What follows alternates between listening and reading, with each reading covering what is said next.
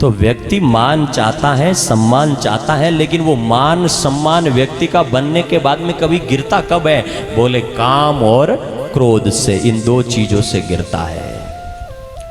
और क्रोध जब व्यक्ति के जीवन में होता है तो जाम्बोजी ने, मैं गुरु महाराज के उस क्रोध के बारे में बात कर रहा हूं, ध्यान देना। गुरु महाराज ने कहा मेरे में क्रोध नहीं है। वो भगवान श्री जाम्बोजी जिस क्रोध उनमें नहीं था, वो क्रोध अगर हमारे जीवन में आ जाए तो कितना नुकसान होता है। ध्यान देना, भगवान कृष्ण एक श्लोक बोले हैं, गीता पढ़े हो कभी तो पढ़ना। क्रोधात भवति सम्मोहा, क्रोधात भवति सम्मोह, सम्मोहात् स्मृति विभ्रमः, स्मृति भ्रंशात् बुद्धिनाशो, बुद्धिनाशात् प्रणश्यति। एक एक स्टेज के द्वारा आदमी का नाश करता है ये काम और क्रोध। बोले क्रोध जब आदमी में होता है तो सम्मोह हो जाता है, और सम्मोह होता है तो स्मृति जो है ना, वो स्मृति विभ्रम हो जाती है। और स्मृति विभ्रम हो गई तो स्मृति भ्रंशात् बुद्धि नाशो, बुद्धि का नाश हो जाएगा। और बुद्धि का नाश हो गया तो आदमी अपनी मां को गाली बोल जाएगा। बुद्धि का नाश हो गया तो गुरु से लड़ाई कर लेगा।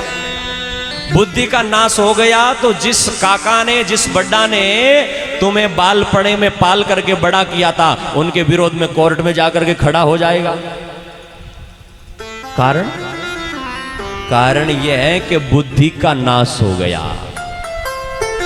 और आप मीनखारी पूजा क्यों होया करे धंटा है?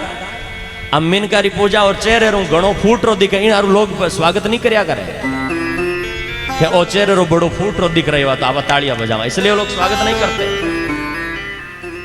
कोई आदमी शरीर में ताकतवर ज्यादा हो, पहलवान बलवान हो, इसलिए स्वागत नहीं करते।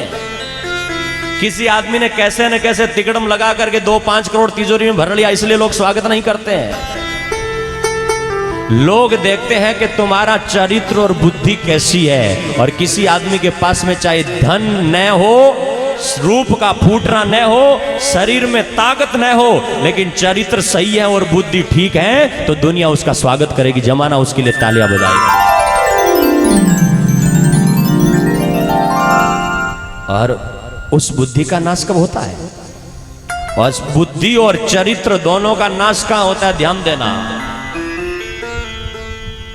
बुद्धि और चरित्र दोनों का नाश होता है काम से और क्रोध से।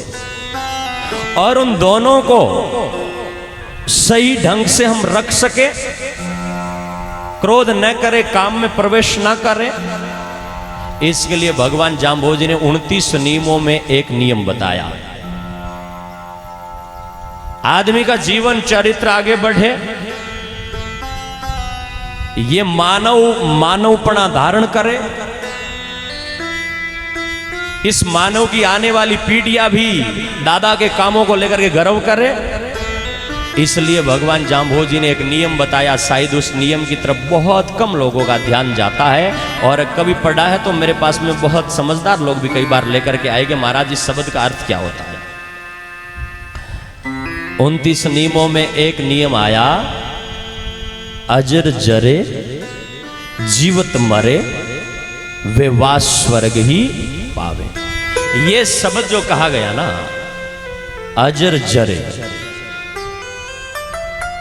इस अजर का मतलब क्या होता है? अजर शब्द एक है, लेकिन अजर जर नाम होता है बुढ़ापे का, और अजर नाम होता है जो कभी बूढ़ा न हो।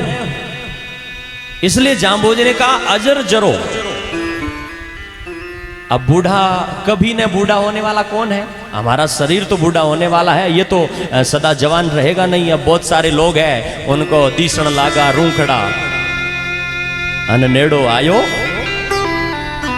घणा खरा लोग रूखड़ा दिखे, बाल काला उड़न धोड़ा आ गया। शरीर अजर नहीं है। शरीर तो जर्जर अवस्था को प्राप्त हो जाता है। मकान अजर नहीं है, मंदिर बना रहे हो ये अजर नहीं है, क्योंकि मंदिर आज नहीं तो 5, 20, 50, 100 सालों बाद में जर्जर होगा ही होगा। तुम्हारी आंखों से दिखने वाला पेड़ दिख रहे हैं, पक्षी दिख रहे हैं, बेटे पोते दिख रहे हैं, जितनी आपको सकल सृष्टि दिख रही है, उन सारी सृष्टि में कोई भी अजर नहीं है, लेकिन न दिखने वाला काम जो है ना वो अजर है। न दिखने वाला क्रोध है ना वो अजर है। आदमी का शरीर बूढ़ा हो जाता है। और शंकराचार्य जी ने एक बात लिखी, दसन विहीनम जातम तुंडम तदपि न मुंचते आशा पिंडम भज गोविंदम गोविंदम भज मूढ़मते। शंकराचार्य बोले कि मुझे एक चीज को लेकर के अचंबा आया और हंसी आई कि इन आदमी रा बाल धोड़ा हो जावे, कान हुड़नो कम कर दे, और शरीर में सबसे मजबूत भाग जो है वो मजबूत भाग भी शरीर को छोड़ जाता है। क्या? दांत।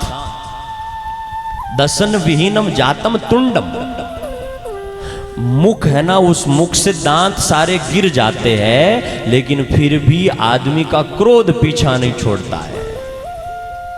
डोकरो में महाराज मरण वास्ते चाल्यो है और यहाँ गर्दन रे हाथ दे दे चमचाऊ पानी पावे, लेकिन फिर भी अजू क्रोध घणो,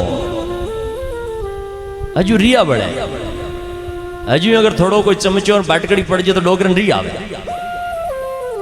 ये क्रोध जो होता है ना वो क्रोध पीछा नहीं छोड़ता है।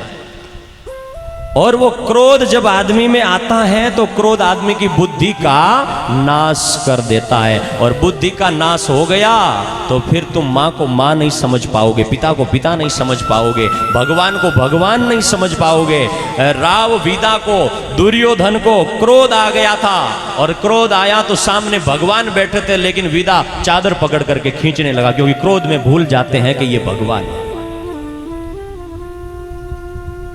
दुर्योधन पकड़ने के लिए दौड़ा कृष्ण को भी।